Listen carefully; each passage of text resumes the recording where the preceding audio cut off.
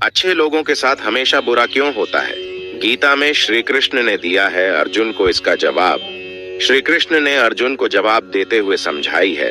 ये बात लोगों को उनके कर्मों का फल हमेशा मिलता है। गीता सार।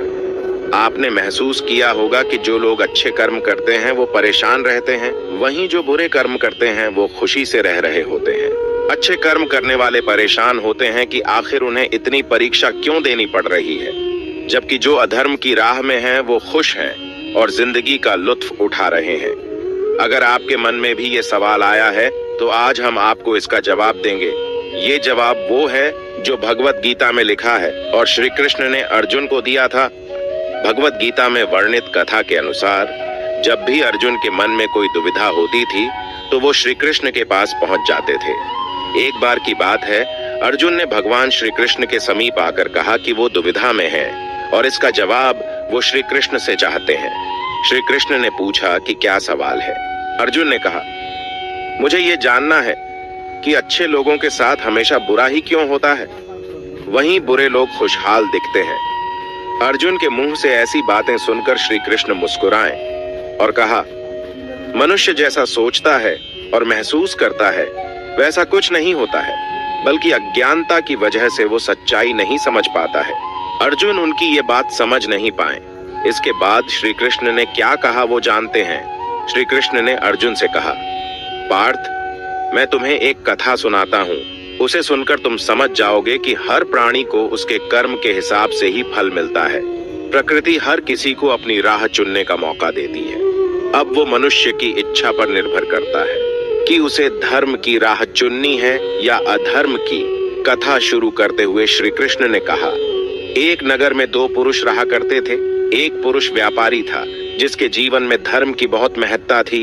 वो पूजा पाठ में यकीन रखता था। वो हर रोज मंदिर जाता था और दान धर्म भी करता था और हर रोज भगवान की पूजा करता था। वहीं दूसरा पुरुष बिल्कुल विपरीत था। वो हर रोज मंदिर तो जाता था लेकिन पूजा करने नहीं, बल्कि मंदिर के बाहर से जूते चप्पल चुराने। उसे दान और धर्म से कोई लेना देना नहीं था। समय बीतता गया और एक दिन बहुत जोर की बारिश हो रही थी। इस वजह से मंदिर में पुजारी के अलावा कोई नहीं था। ये बात जब दूसरे पुरुष को पता चली तो उसने कहा कि ये सही मौका है मंदिर का धन चुराने का। पंडित से नजर बचाकर उसने मंदिर का सारा धन चुरा लिया। उसी समय धर्म कर्म में विश्वास रखने वाला व्यक्ति भी मंदिर पहुंचा। दुर्भाग्य से मंदिर के पुजारी ने उसे ही चोर समझ लिया और चिल्लाने लगे। वहां लोग एकत्र हो गए और उसे बहुत मारा। किसी तरह वो बचते बचाते वहां से निकला तो दुर्भाग्य ने उसका साथ वहां भी नहीं छोड़ा। मंदिर के बाहर वो एक गाड़ी से टकरा गया और घायल हो गया। फिर वो व्यापारी लंगड़ाते हुए घर जाने लगा तो रास्ते में उसकी मुलाकात उस पुरुष से हुई जिसने मंदिर से धन चुराया था। उसने कहा, आज तो मेरी किस्मत चमक गई, एक साथ इतना सारा धन मिल गया। ये सब देखकर उसे बहुत बुरा लगा और उसने अपने घर से भगवान की सारी तस्वीरें निकाल दी। कुछ सालों बाद दोनों पुरुषों की मृत्यु हो गई। मरने के बाद जब दोनों यमराज की सभा में पहुंचे और भले पुरुष ने दूसरे व्यक्ति को देखा तो उसे बहुत गुस्सा आया। उसने क्रोधित होकर यमराज से पूछ ही लिया, मैं तो हमेशा अच्छे कर्म करता था, दान में विश्वास रखता था, उसके बदले जीवन भर मुझे अपमान और दर्द ही मिला और इस व्यक्ति को नोटों से भरी पोटली। आखिर ऐसा भेदभाव क्यों?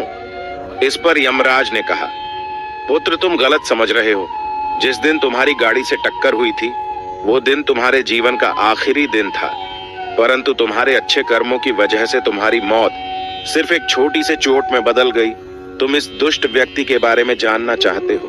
दरअसल इसके भाग्य में राजयोग था, मगर इसके कुकर्मों और अधर्म की वजह से वो सिर्फ एक छोटी सी धन की पोटली में बदल गया।